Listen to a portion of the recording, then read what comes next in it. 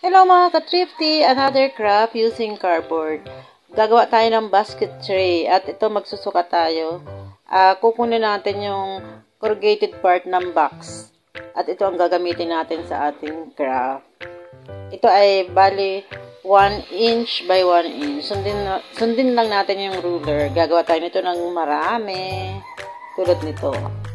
Then, gagawa tayo ng box. Pero kung meron na kayong mga ready box like shoe box, okay na yan para hindi na kayo gumawa ng box. Sundin lang natin itong gagawin. At napakadaling craft ito. At wala na tayong masyadong gagastusin. Glue lang ang kailangan natin at varnish but optional lang.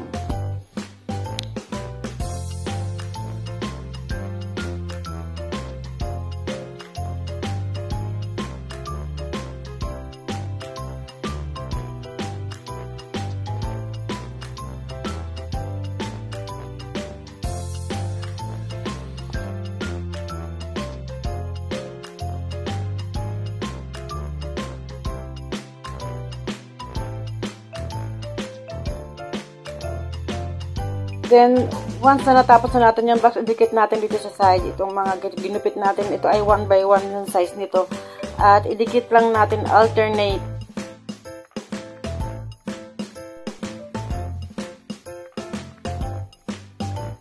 Tulad nito. Okay, at i-press natin. At dito naman sa loob ang gagawin natin. Bali, gagamitin lahat natin yung mga box.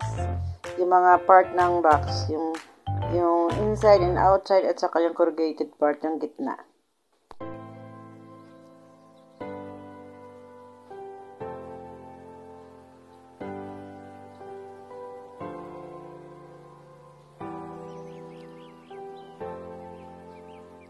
Okay, bali sukatin lang natin, then i-paste at saka idikit.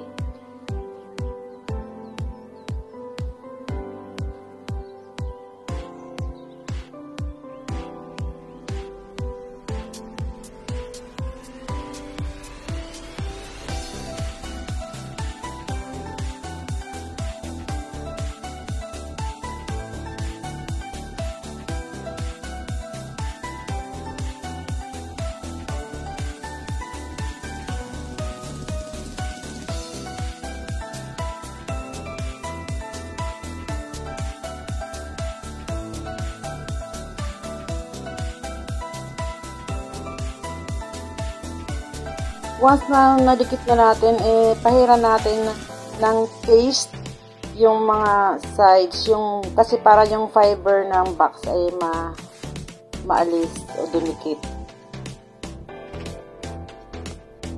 Then, i-cover natin yung mga lahat ng sides dito sa ibabaw. At syempre, lalagyan din natin ng cover yung bottom part. At gumamit ako ng construction paper. Ito yung tira. Ginupit ko para may konting design by using yung scissor na may mga crooked siya. At ito, maglalagay tayo ng paa ng ating tray, ng basket tray. Ang kailangan din natin yung corrugated part.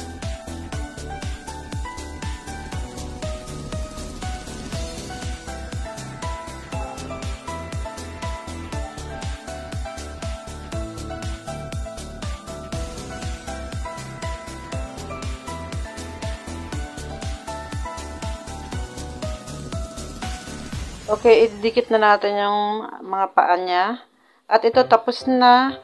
At ito, as is, pwede ng ganito.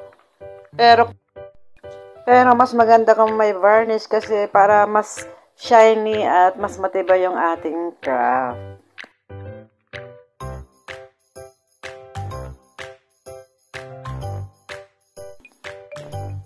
Tapos na itong ating craft.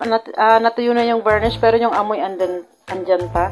Pwede natin gamitin ito o pwede natin lagyan kasi matibay na siya. At sino mag-aakala na ito ay from cardboard lang or box? Para siyang rattan, di ba? Hope you like my video and like, share, and subscribe. Thanks for watching.